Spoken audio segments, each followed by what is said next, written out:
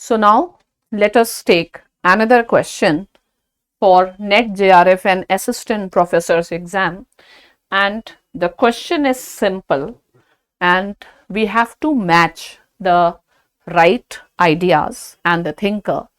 But how should we prepare? It's not that you simply solve the question, but for the next year's exam, you should be working on the question.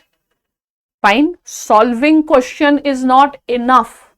You have to work on that question. You have to immerse in that question. You have to find out what are the other related areas. You have to be imaginative to imagine if this question is asked, then what can be the other. So adopt a holistic approach. Fine. So now the question is thinker and idea. So the thinker is Hobbes and absolutism is an idea. Fine. So this is a simple question, but you should know what is absolutism. What is the context of absolutism? If students remain confused, they feel absolutism is dictatorship. No. Absolutism is a word used by Hobbes in a context when there was the theory of two swords for which there was a confusion. So Hobbes felt this confusion and anarchy has to go.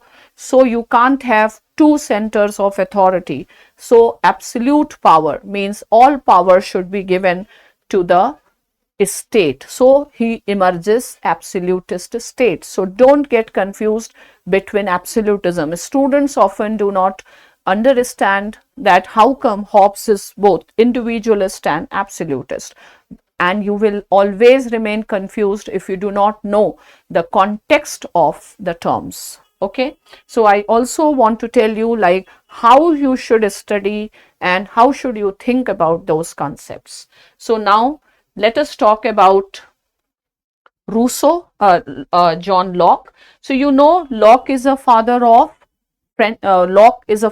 liberalism. What is liberalism? What is political liberalism? Means a liberal state.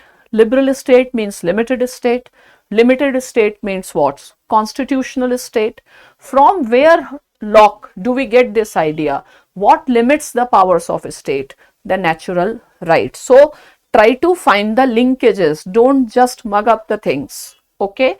So Locke will always go for constitutional rule. Is liberalism and constitutionalism same? Yes. Now Rousseau.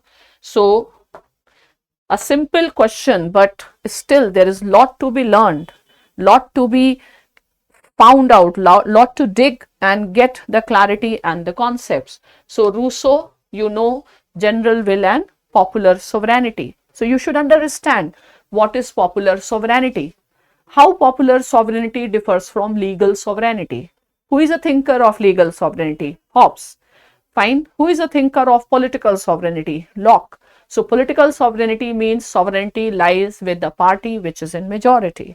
Legal sovereignty means whose law is supreme, state's law is supreme, that is found in Hobbes. And popular sovereignty is the idea of the general will. It is a philosophical idea and it establishes that ultimate power should lie with the state. Do you know that the concept of popular sovereignty and nationalism is interlinked? Which state is called the first nation state? France. Why? Because nation means people. So we the people. So the sovereignty has been given in the state. Fine.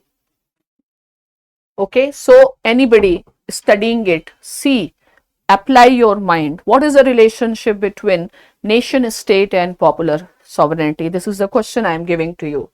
And now J.S. Mill. So J.S. Mill in his book on representative government was fearful that democracy may become tyranny of majority. How to control that? So he proposes proportional representation. Why? Because proportional representation will ensure the voice of the different sections of the society. So now what you should learn further, what type of proportional representations are, what is the difference, what is the single transferable vote system, what is a list system. You should also think whether India should also move towards proportional representation. So try to add value to your studies. Don't just be doing question and answer. Try to make these questions a source of learning. Thank you.